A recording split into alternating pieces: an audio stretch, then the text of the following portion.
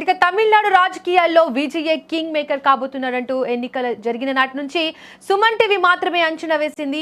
ఏ national media లేదా Telugu media survey సంస్థలు చెప్పక ముందే సుమన్ టీవీ పబ్లిక్ పల్స్ ను పసిగట్టగలిగింది. సుమన్ టీవీ చెప్పినట్లుగానే తమిళనాడులో పెను సంచలనం చోటు చేసుకుంది. తమిళనాడులో టీవీకే పార్టీ అధినేత విజయ్ సీఎం కావడం దాదాపు ఖాయమని తమిళనాడు ఎన్నికల ఫలితాలు చెబుతున్నాయి.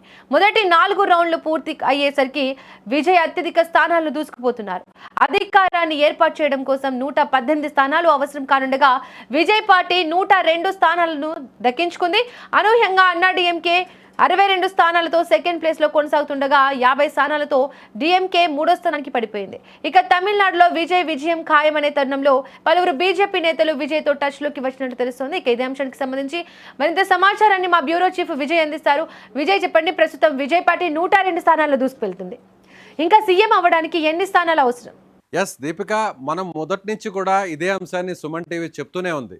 సో తమిళనాడులో ఎన్నికలు జరిగిన తర్వాత మొదటి నుంచి కూడా ఏ నేషనల్ మీడియా కానీ ఏ సర్వే సంస్థ కానీ ఎవ్వరు కూడా ఏ రాజకీయ పార్టీ కూడా చాలా ధైర్యంగా ఓపెన్గా ముందుకొచ్చి విజయ్ సీఎం కాబోతున్నాడు, విజయ్ చాలా కీలకంగా మారబోతున్నాడు, విజయ్ తమిళనాడులో చక్రం తిప్పబోతున్నాడు అని మొదటి నుంచి కూడా సుమన్ టీవీ మాత్రమే చెప్పింది. నేను కూడా అనేక వీడియోలు చేశాను. ఎందుకంటే తమిళనాడులో నేను నెల్లూరు వాసిని, తమిళనాడు ప్రాంతానికి ఆనుకున్నటువంటి వ్యక్తిగా, అలాగే సుమన్ టీవీ టీం అక్కడికి వెళ్ళి అక్కడ ఉన్నటువంటి పబ్లిక్ పల్స్ను తెలుసుకోగలిగింది. ఎన్నికలు అయిన తర్వాత అక్కడ ఉన్నటువంటి ఓటర్లతో మాట్లాడగలిగింది. అక్కడ అనేక ప్రాంతాల నుంచి కూడా సుమన్ టీవీ అక్కడ కాల్స్ చేయడం, అలాగే అక్కడ ఉన్నటువంటి వ్యక్తులతో మాట్లాడడం, నాయకులతో మాట్లాడడం, అలాగే అక్కడ ఉన్నటువంటి వారందరితో కూడా మాట్లాడితే అందరూ కూడా ఓటు వేసి వచ్చిన తర్వాత చాలా ఓపెన్గా చెప్పారు, ఈసారి మేము విజయ్కి ఓటేశాం, ఈసారి మేము విజయ్ అధికారంలోకి రావాలని కోరుకున్నాం అనేటువంటి విషయాన్ని ఎన్నికలో పోలింగ్ అయిన తర్వాత చెప్పినటువంటి విషయం. సో ఇదే అంశాన్ని సుమన్ టీవీ చాలా ఓపెన్గా ధైర్యంగా చెప్పగలిగింది. ఇండియాలో ఉన్నటువంటి ఏ నేషనల్ మీడియా మాట చెప్పలేకపోయింది. అలాగే తెలుగు రాష్ట్రాల్లో ఉన్నటువంటి ఏ మీడియా కూడా ఈ విషయాన్ని ఓపెన్గా ధైర్యంగా చెప్పలేకపోయింది. ఎందుకంటే సర్వే సంస్థలు అలాగే ఎగ్జిట్ పోల్స్ ఇవన్నీ కూడా డిఎంకే పార్టీ మాత్రమే ఫస్ట్ ప్లేస్లో వస్తుంది, డిఎంకే పార్టీ మాత్రమే తిరిగి రెండోసారి అధికారంలోకి వస్తుంది, విజయ్ 3వ స్థానానికి పరిమితం అవుతాడు, విజయ్ ఇక దాదాపు కేవలం 15 నుంచి 20 మాత్రమే వస్తాయని అన్నీ కూడా చెప్పారు. కానీ సుమన్ టీవీ చెప్పినట్టుగానే ఇప్పుడు విజయ్ కింగ్ కాబోతున్నాడు, విజయ్ సీఎం సీట్లో కూర్చోబోతున్నాడు, విజయ్కి అవసరమైనటువంటి మ్యాజిక్ ఫిగర్స్ అవసరమైనటువంటి సీట్లకు దాదాపుగా దగ్గరకు వెళ్ళాడు. అయితే ఒకవేళ విజయ్ సింగిల్గా కానీ సీఎంగా ఒకవేళ ఆయన అధికారాన్ని ఏర్పాటు చేసేటువంటి ఆ బలం లేకపోతే ఇప్పుడు విజయ్ మరొకరు మద్దతు తీసుకోవడానికి పరిస్థితులు అయితే కనిపిస్తున్నాయనే చెప్పాలి. ఇప్పుడు అందుకే బీజేపీ టచ్లోకి వెళ్ళింది.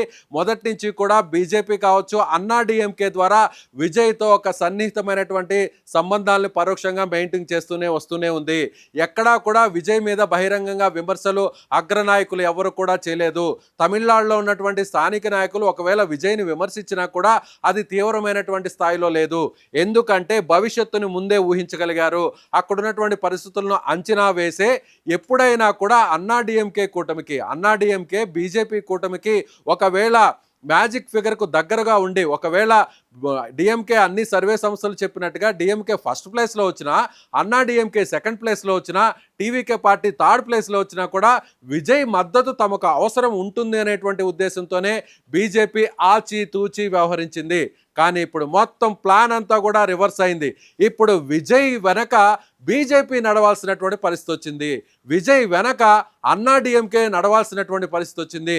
మనం మొదటి నుంచి చెప్పాం, సుమన్ టీవీ మొదటి నుంచి చెప్పింది, జయలలిత ప్లేస్ని విజయ్ ఆక్యుపై చేయబోతున్నాడు. సో ఖచ్చితంగా అక్కడ అన్నా డిఎంకేలో నాయకత్వం లేమి అనేది చాలా స్పష్టంగా కనిపిస్తుంది.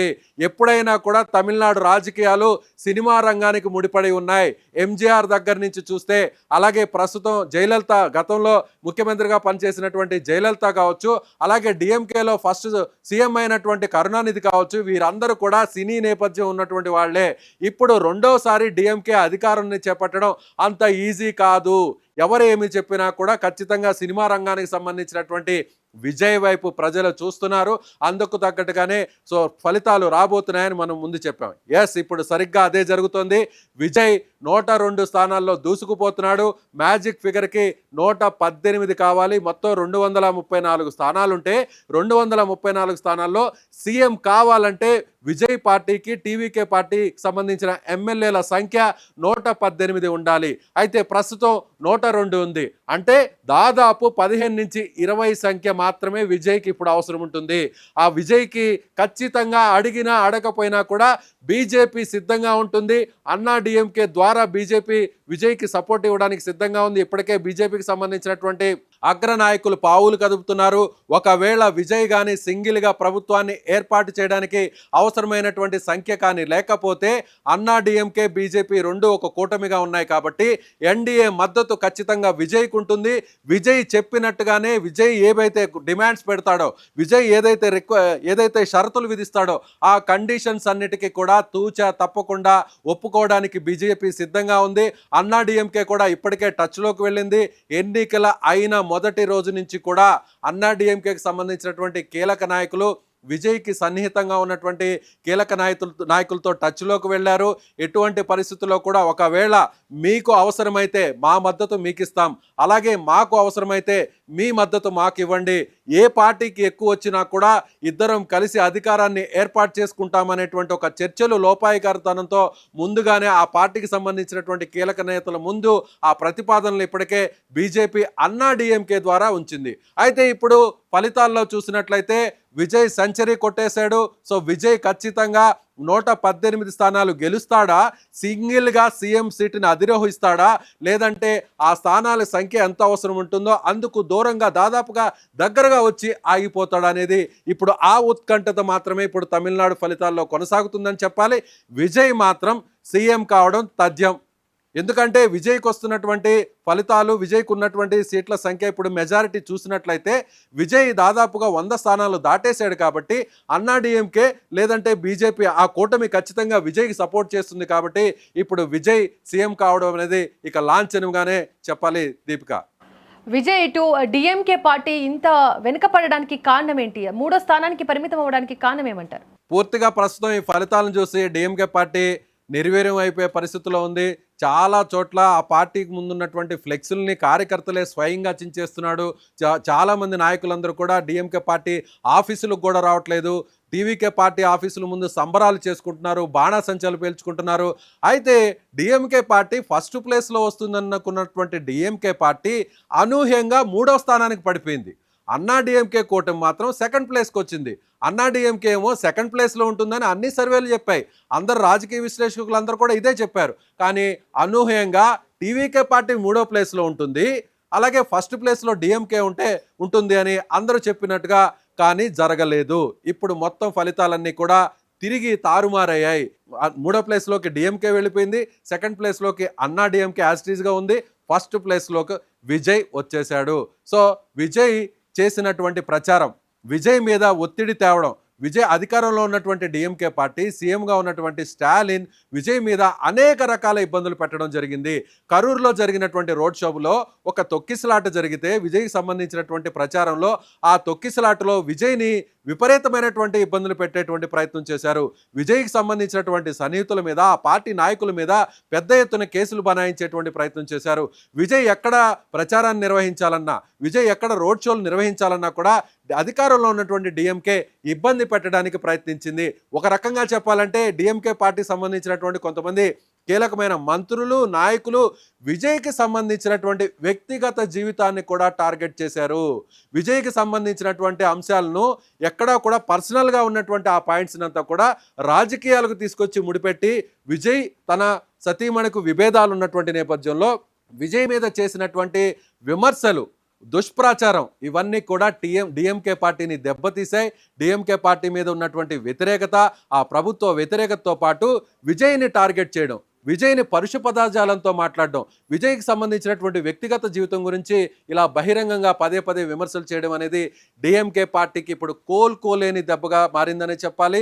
విజయ్ మొదటి నుంచి కూడా ఎవరు ఊహించని విధంగా ఏ పార్టీతో పొత్తు పెట్టుకోలేదు. ఎంతమంది పిలిచినా కూడా ఎవరితో నో అన్నారు. నేను సింగిల్గానే వెళ్తాను, సింగిల్గానే పోటీ చేస్తాను, సింగిల్గానే ప్రజలు నా వైపు మొగ్గు చూపుతారు, సింగిల్గానే నన్ను సీఎం చేస్తారని విజయ్ నమ్మాడు.